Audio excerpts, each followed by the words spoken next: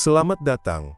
Perlu kami informasikan bahwa seluruh detail referensi dan sumber dalil dari pembahasan kali ini dapat Anda akses secara lengkap di halaman ini.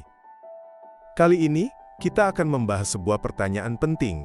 Bagaimana hukumnya kredit emas dalam pandangan Islam? Berdasarkan dalil-dalil yang tersedia, hukum kredit emas adalah topik yang sangat kompleks. Topik ini memerlukan pemahaman yang cermat terhadap prinsip-prinsip riba dalam Islam. Terdapat beberapa hadits yang secara tegas melarang jual beli emas dengan emas, atau perak dengan perak, yang dilakukan secara tidak tunai atau kredit, karena hal ini dianggap sebagai riba. Namun, ada juga hadits yang memberikan kelonggaran asalkan transaksi dilakukan secara tunai, yang dikenal dengan istilah nakdon, atau ha'al biha'al. Larangan riba dalam jual beli emas. Banyak hadis menekankan bahwa jual beli emas wajib dilakukan dengan timbangan yang sama dan harus dibayar secara tunai. Jika syarat ini tidak terpenuhi, maka transaksi tersebut dianggap riba. Beberapa poin penting dari hadits-hadits tersebut antara lain. Pertama, kesamaan timbangan. Emas yang ditukar dengan emas harus memiliki berat yang sama persis. Tidak boleh ada kelebihan dari salah satu pihak. Rasulullah Shallallahu Alaihi Wasallam bersabda, emas dengan emas, satu timbangan dengan satu timbangan dan semisal dengan yang semisalnya, perak dengan perak satu timbangan dengan satu timbangan, semisalnya dengan semisalnya. Barang siapa yang menambah atau meminta tambahan maka ia telah melakukan riba.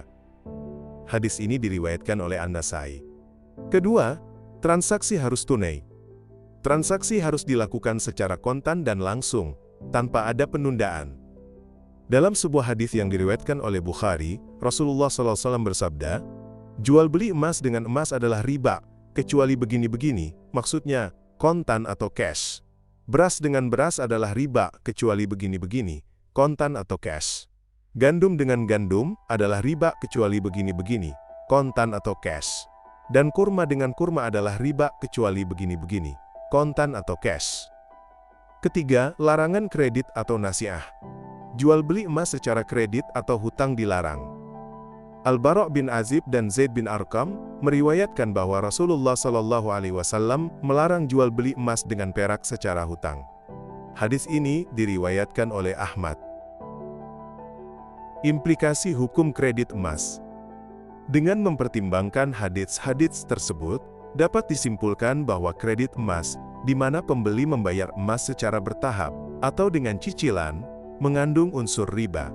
Ini karena tidak adanya penyerahan tunai saat transaksi terjadi. Beberapa alasan yang mendasari pelarangan ini adalah adanya tambahan nilai. Dalam sistem kredit, biasanya ada tambahan nilai atau bunga yang dikenakan kepada pembeli. Tambahan inilah yang dianggap sebagai riba karena tidak sebanding dengan nilai emas yang diterima, atau adanya penundaan pembayaran. Penundaan pembayaran dalam kredit emas berarti melanggar prinsip serah terima langsung, atau yang dikenal sebagai ya'abiyadatin, yang sangat ditekankan dalam hadis. Adanya unsur ketidakpastian atau gharar. Kredit emas juga bisa mengandung unsur ketidakpastian, karena nilai emas dapat berubah seiring waktu. Hal ini berpotensi merugikan salah satu pihak dalam transaksi. Alternatif yang diperbolehkan syariah. Meskipun kredit emas secara langsung dilarang, Islam memberikan solusi atau alternatif lain yang sesuai dengan prinsip-prinsip syariah. Di antaranya, akad murabahah. Lembaga keuangan syariah dapat membeli emas terlebih dahulu secara tunai. Kemudian, lembaga tersebut menjualnya kembali kepada pembeli dengan harga yang lebih tinggi, di mana keuntungan sudah disepakati di awal. Pembayaran dari pembeli kepada lembaga keuangan bisa dilakukan secara cicilan. Dalam skema ini, lembaga keuangan bertindak sebagai penjual, bukan pemberi pinjaman. Akad wakalah, pembeli menunjuk lembaga keuangan sebagai wakil atau agen untuk membelikan emas secara tunai. Setelah emas didapatkan, pembeli kemudian membayar kembali kepada lembaga keuangan secara cicilan sesuai kesepakatan. Pendapat ulama. Memang ada sebagian kecil ulama yang berpendapat bahwa riba hanya terjadi pada penundaan pembayaran saja, atau yang disebut riba fi nasiah. Pendapat ini merujuk pada hadis riwayat Muslim dari Usamah bin Zaid, bahwa Rasulullah Shallallahu Alaihi Wasallam bersabda, riba itu dapat terjadi dalam jual beli, dengan pembayaran yang ditangguhkan. Namun, mayoritas ulama berpendapat bahwa riba juga terjadi pada pertukaran barang sejenis yang tidak sama jumlahnya, yang disebut riba fi fadl, seperti yang telah dilarang dalam banyak hadits tentang jual beli emas.